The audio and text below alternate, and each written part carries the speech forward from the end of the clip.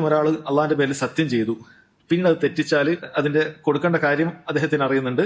പക്ഷെ അത് ഭക്ഷണം കൊടുത്താൽ മതിയോ അതല്ല അരി കൊടുത്താൽ മതിയോ എന്നാണ്. അപ്പൊ അതിനു മുമ്പ് ആ വിഷയം കഫാറത്തുൽ യമീൻ എന്ന് പറയുന്ന, അഥവാ നമ്മൾ സത്യം ചെയ്ത് ലംഘിച്ചാലുള്ള വിഷയമാണ്. ഒരാൾ സത്യം ചെയ്തു, ഞാൻ ഇന്ന ആളോട് വർത്താനം പറയില്ല എന്നൊരാൾ സത്യം ചെയ്ത് പറഞ്ഞു, അല്ലെങ്കിൽ ഇന്ന വീട്ടിലേക്ക് ഞാനിനി പ്രവേശിക്കൂല, കുടുംബക്കാരെ വീട്ടിലേക്ക് ചിലപ്പോൾ പറയുന്നത് ഇത് ചെയ്യാൻ പറ്റുമോ പറ്റൂല എന്നുള്ള വിഷയമല്ല പറഞ്ഞത്, അതിന് ശേഷമുള്ള കാര്യമാണ് പറഞ്ഞത്. സത്യം ചെയ്തുകൊണ്ട് ഒരാൾ പറഞ്ഞു ഞാൻ ഇന്ന ആളോട് സംസാരിക്കില്ല എന്നൊക്കെ പറഞ്ഞു.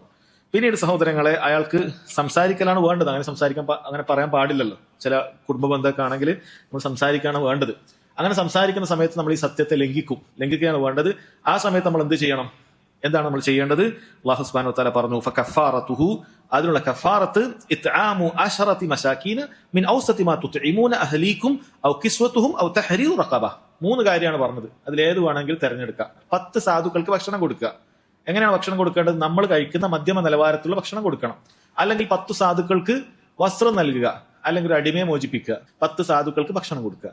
അത് പണ്ഡിതന്മാർ പറഞ്ഞു, ഒന്നുകിൽ ഉച്ച നേരത്തെ ഭക്ഷണം കൊടുക്കുക, അല്ലെങ്കിൽ രാത്രി നേരത്തെ ഭക്ഷണം കൊടുക്കുക. 10 സാധുക്കൾക്ക്, 10 വേറെ ആളുകൾ, 10 മിസ്കീനെ വിളിച്ച് ഭക്ഷണം കൊടുത്താൽ മതി, പാർസലാക്കിയിട്ടോ മറ്റോ കൊടുത്താൽ മതി. ഇനി അരിയാണ് കൊടുക്കുന്നതെങ്കിൽ നമ്മൾ സാധാരണ ഉപയോഗിക്കുന്ന അരി 1.5 കിലോ അരി, അര സാ ആണ് ഏകദേശം കണക്കാക്കുന്നത്. 1.5 കിലോ അരി ഒരാൾക്ക് 10 ആക്കി വെച്ച് 15 കിലോ അരി 10 ആക്കി വെച്ചിട്ട് നമ്മൾ എന്ത് ചെയ്യണം സഹോദരങ്ങളെ? അത് കൊടുക്കേണ്ടതുണ്ട്. ഇത് സാധിക്കുന്നില്ലെങ്കിൽ എന്താണ് ചെയ്യേണ്ടത്? ഫമല്ലം യജിദ് ഫസിയാം സലാസതു അയ്യാം. അതിൽ സാധിച്ചിട്ടില്ലെങ്കിൽ ഒരാൾ എന്ത് ചെയ്യണം? 3 ദിവസത്തെ നോമ്പെടുക്കണം. സൂറത്തുൽ മാഇദയിൽ വന്നിട്ടുണ്ട്. അത് സാധിക്കുമെങ്കിൽ 3 തുടർച്ചയായിട്ട് തന്നെ എടുക്കുക എന്നുള്ളതാണ് ഏറ്റവും നല്ലത്.